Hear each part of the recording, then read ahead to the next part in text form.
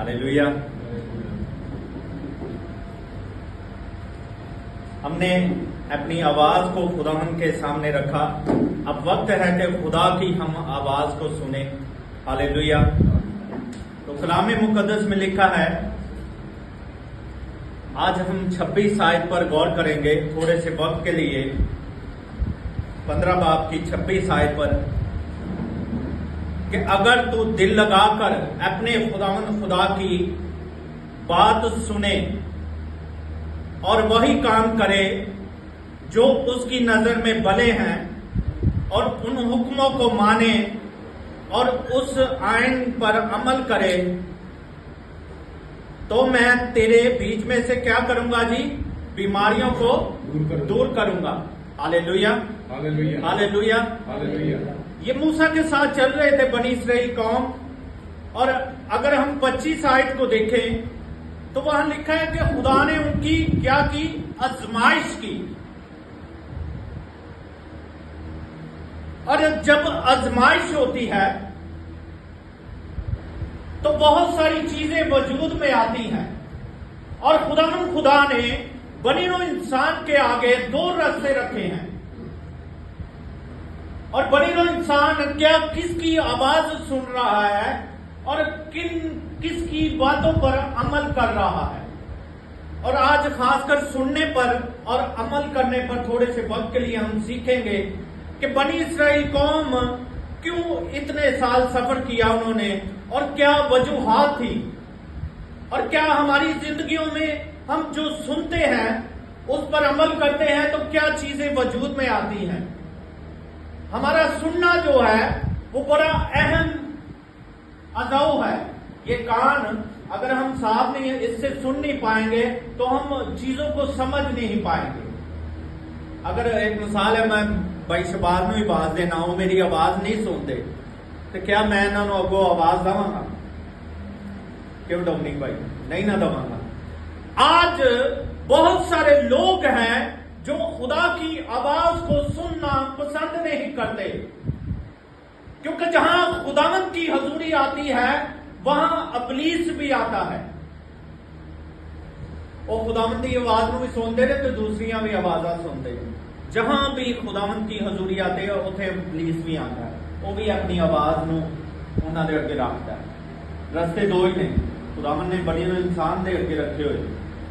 एक किधर ਨੂੰ ਚੱਲਦਾ है, चॉइस ਉਹਦੇ ਅੱਗੇ, एक किदी सुनता है। अगर आदम और हवा की तरफ देखें, उसने किसकी आवाज सुनी?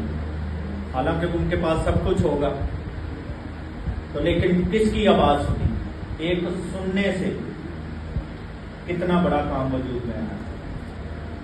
उन्हें मेहनत मुशक्कत भी करनी पड़ी, वो गुनाह में फंस गए। कितना बड़ा काम है। तो आज हमें किसकी आवाज सुननी है? अपने कानों पर हाथ रख, कहीं के खुदावंद तू मेरे कानों को खोल। हालेलुया। मैं ताकि तेरी आवाज को सुन सकूं। Hallelujah, hallelujah. वो आवाज ना सुने जिससे हम भटक जाएं, जिससे हम खुदा से दूर हो जाएं। हालेलुया।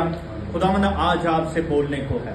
खुदावंद आज आपके कानों को खोलने को है, उसकी आवाज सुनने के लिए तैयार हो जाए मसीह के नाम। आमीन। हालेलुया। इससे पहले के कलाम मुकद्दस में हम आगे बढ़े, कानों का बहुत बड़ा हिस्सा है हमारी जिंदगियों में कि हम किसकी आवाज सुनते हैं। फिर असी सुट देने एक दूसरे से, जिस तरह आदम ने पूछा तो उन्हें कहा जेड़ी तू हवा बनाई सी ना, इन्हें मैनू खुआया। एक दूसरे पर वो बातें ना फेंके। गुनाह हमारी जिंदगियों से होता है, हम सब की जिंदगी। सुनना हमने है कि हम किसकी आवाज को सुन रहे हैं। और फिर सुनने से क्या होता है? जब हम सुनते हैं और उन बातों पर अमल करते हैं तो क्या होता है? हमारे बीच में से खुदावंद क्या करता है? बीमारियों को दूर करता है। ये आजमाइश है दुनिया में। हम अगर आए हैं तो हम किसकी आवाज सुन रहे हैं? अगर हम खुदावंद की आवाज सुन रहे हैं तो खुदावंद हमारे बीच से क्या करेगा? अभी हमने पढ़ा, बीमारियों को दूर करेगा। आपके सुनने से बहुत सारी चीजें वजूद में आती हैं। अगर आप सुनते हैं खुदावंद की आवाज तो फिर हमारे घरों में हम बहुत सारे पैसे को जाया कर देते हैं डॉक्टरों के ऊपर। अगर हम खुदा की आवाज को सुनते हैं तो उसके हड्डियों को भी निकालते हैं, फिर क्या करता है खुदा हमें क्या करता है, बरकत देता है। अपनी दया यकीन ये भी कलाम के मुताबिक है। अगर हम खुदा की आवाज को सुनते हैं, जो लोग नहीं निकालते उन्हें पता है, और जो निकालते हैं उनको भी पता है, वो खुदा की आवाज को सुनते हैं। अगर हम सुनेंगे तो हमारे बीच में से बीमारियां, दुख, तकलीफें, परेशानियां जाती रहेंगी। और उसके लिए क्या करना चाहिए, हमें अपने कानों को तेज, मेरे साथ निकाले जरा, यूसुफ का खत निकाले जरा, उसका पहला बाब और उसकी 19 आयत को पढ़ेंगे जरा। हालेलुया।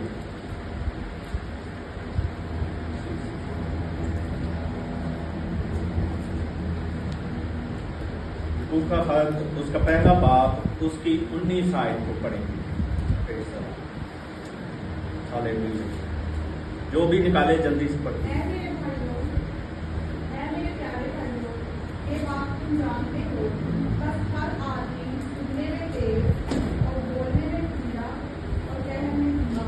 हाँ जी, हर एक आदमी सुनने में तेज, अपने कानों को खुला रखे। हालेलुया। जब भी खुदा की आवाज होती है उसे सुने। और सुनना किससे है, इन कानों से।